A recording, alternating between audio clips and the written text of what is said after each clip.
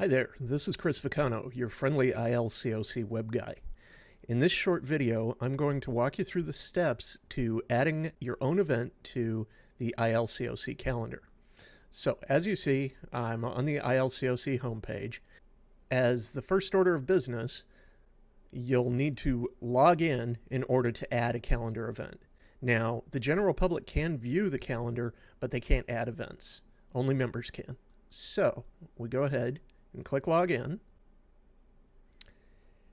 And that takes us to the login page where my information is already pre-populated.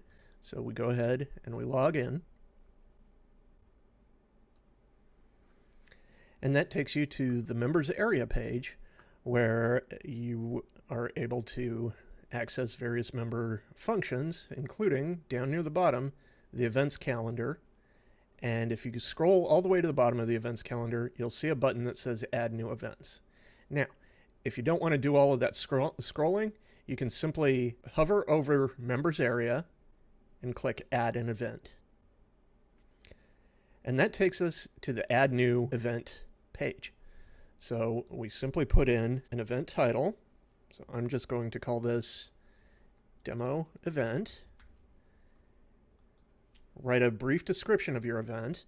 Now, I'll point out to you that when it starts, it's in the raw text editor, which is not comfortable for most people to use.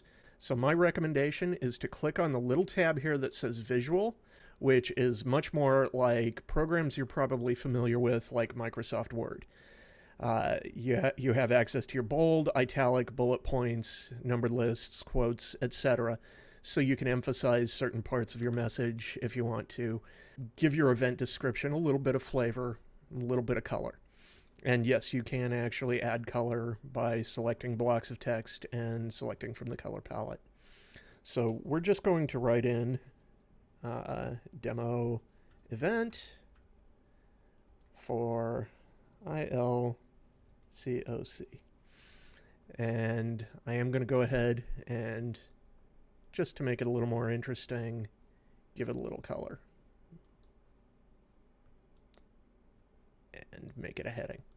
As an aside, it's a good idea to put some extra information under the event description in order to provide a better idea of what your event is about. For example, you might want to include a bullet point agenda or some other brief description of what is going to happen at your meeting or event. Okay.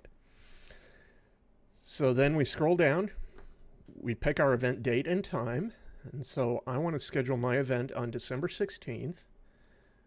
I just randomly picked that. There's nothing significant about that date. From 10 a.m. and to, let's say, 11 a.m.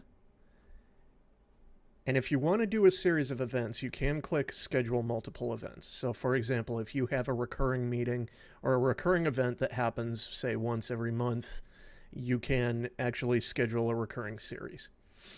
You can also add an image to your event, which can provide information about locations. It will make your event listing a little more appealing to folks when they see it.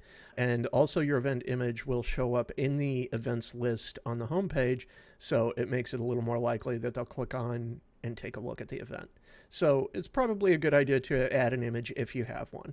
You could also add a logo if there's a particular organization presenting the event, things of that nature. So just make sure it's relevant to the event. The next item on our trip is venue details.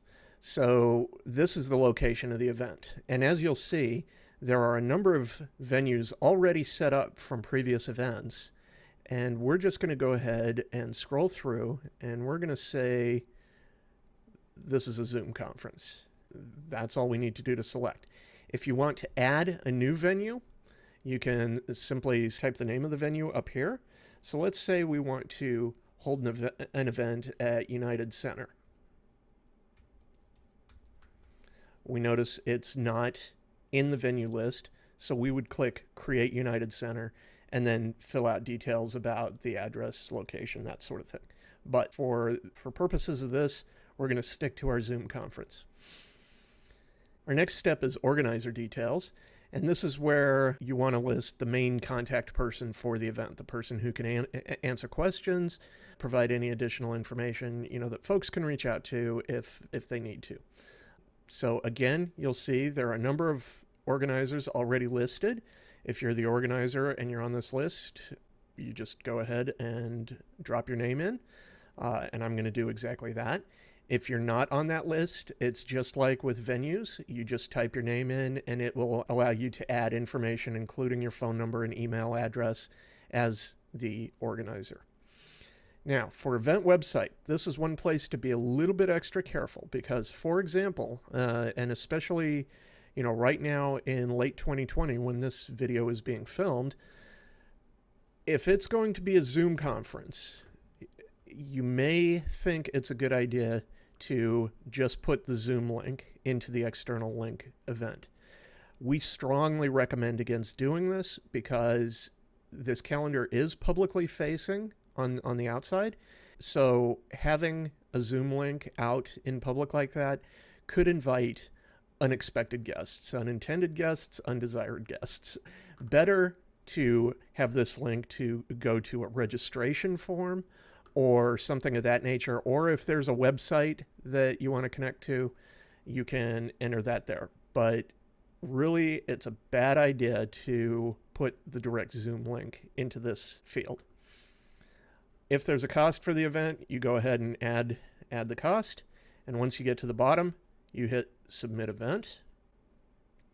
And after just a few moments, you'll get a confirmation that the event was submitted. And you can preview your event. And this is what your event looks like.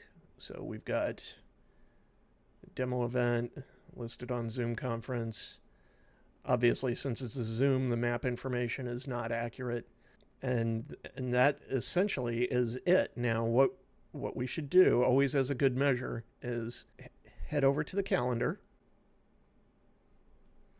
And we're going to check to make sure that our event posted. So we navigate to December, down to the 16th, and we see Demo Event. We click on it, and there's our event live. That's it.